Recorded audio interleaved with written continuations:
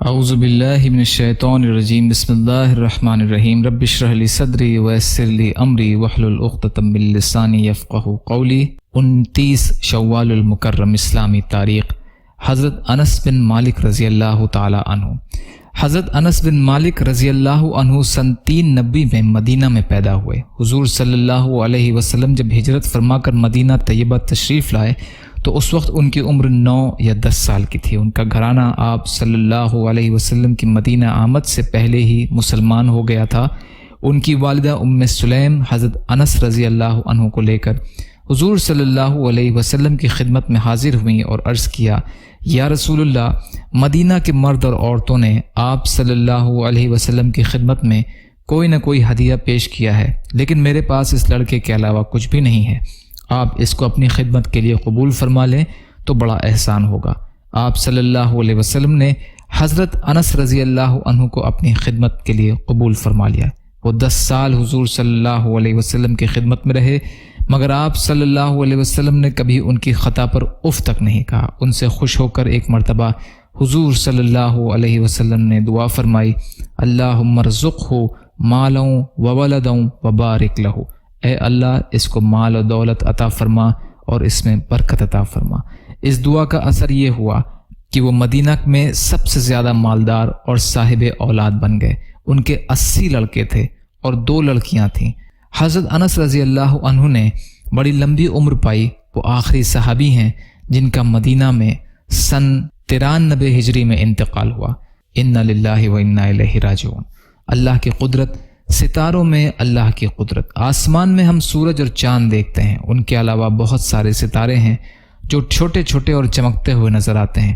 یہ سب چھوٹے نہیں ہیں، بلکہ ان میں سے کچھ سورج اور چاند سے بھی کئی گنا زیادہ بڑے ہیں۔ دور ہونے کی وجہ سے ہم کو چھوٹے نظر آتے ہیں۔ یہ اللہ ہی کی ذات ہے جس نے ان کو چمکتا ہوا رکھا ہے اور ان کو اپنی قدرت سے روکے رکھا ہے۔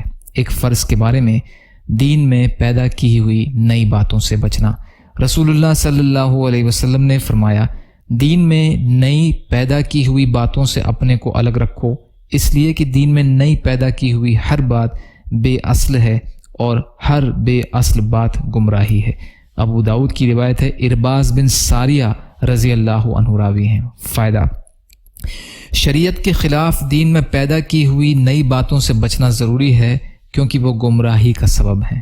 ایک سنت کے بارے میں سونے کے آداب۔ رسول اللہ صلی اللہ علیہ وسلم جب سونے کا ارادہ کرتے تو اپنے داہنے ہاتھ کو رخسار داہنے گال کے نیچے رکھ کر داہنے گال کے نیچے رکھ کر سوتے اور پھر 3 مرتبہ یہ دعا پڑھتے، اللہم قنی عذابک یوم تبعث عبادک، اللہم قنی عذابک یوم تبعث عبادک۔ ابو داؤد کی روایت ہے، ام المومنین حفصہ رضی اللہ عنہا راوی ہیں۔ ایک اہم عمل کی فضیلت، چاشت کی نماز پڑھنا۔ رسول اللہ صلی اللہ علیہ وسلم نے فرمایا، جو شخص چاشت کی 12 رکعت پڑھے گا تو اللہ تعالیٰ اس کے لیے جنت میں سونے کا محل بنائے گا۔ ترمذی کی روایت ہے، انس بن مالک رضی اللہ عنہ راوی ہیں۔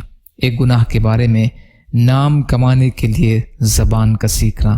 رسول اللہ صلی اللہ علیہ وسلم نے فرمایا، جو آدمی زبان کی فصاحت و بلاغت صرف اس لیے سیکھے کہ لوگوں کے دلوں کو اپنی طرف مائل کرے تو اللہ تعالیٰ قیامت کے دن ایسے آدمی کے نوافل اور فرائض قبول نہیں فرمائے گا۔ ابو داؤد کی روایت ہے، ابو ہریرہ رضی اللہ عنہ راوی ہیں۔ دنیا کے بارے میں، دنیا کی محبت بیماری ہے۔ ابو درداء رضی اللہ عنہ فرماتے ہیں کہ کیا میں تم کو تمہاری بیماری اور دوا نہ بتاؤں؟ تمہاری وہ بیماری دنیا کی محبت ہے اور دوا اللہ تعالیٰ کا ذکر ہے۔ شعب الایمان کی حدیث ہے۔ طب نبوی سے علاج، حجامہ کے ذریعے درد کا علاج۔ حضرت ابن عباس رضی اللہ عنہ بیان کرتے ہیں کہ رسول اللہ صلی اللہ علیہ وسلم نے احرام کی حالت میں درد کی وجہ سے سر میں حجامہ لگوایا۔ بخاری کی روایت ہے۔ فائدہ: حجامہ یعنی پچھنا لگانے سے بدن سے فاسد خون نکل جاتا ہے، جس کی وجہ سے درد وغیرہ ختم ہو جاتا ہے اور آنکھ کی روشنی تیز ہو جاتی ہے۔ قرآن کی نصیحت۔ قرآن میں اللہ تعالیٰ فرماتا ہے، اے ایمان والوں، اللہ سے سچی پکی توبہ کر لو، امید ہے کہ تمہارا رب تمہاری خطاؤں کو معاف کر دے گا اور جنت میں داخل کر دے گا۔ سورہ تحریم کی آیت کا ترجمہ۔